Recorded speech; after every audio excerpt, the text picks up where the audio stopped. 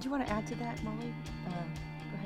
Yeah, so I think that, we can sort of continue to see those same trends continue through the rest of the 20th century and into the 21st century. And I think this notion of purposeful delegation by Congress to the executive branch when it serves Congress's political, partisan, policy needs, then once the executive branch has that power, it is very difficult for Congress to get it back, even if it wants to.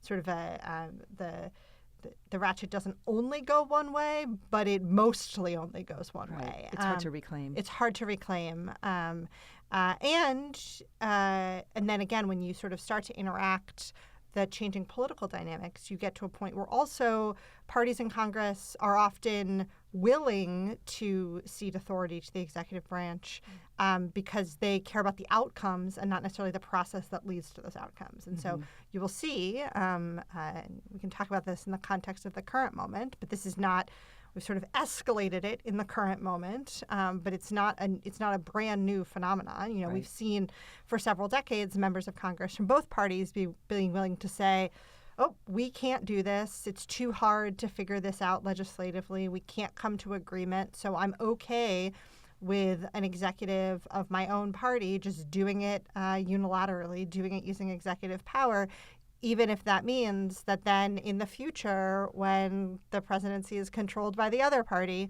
or we get to a point where Congress actually does want to try and do something and the executive is standing in the way, that it's much harder to kind of get that power back to reassert itself. Yeah.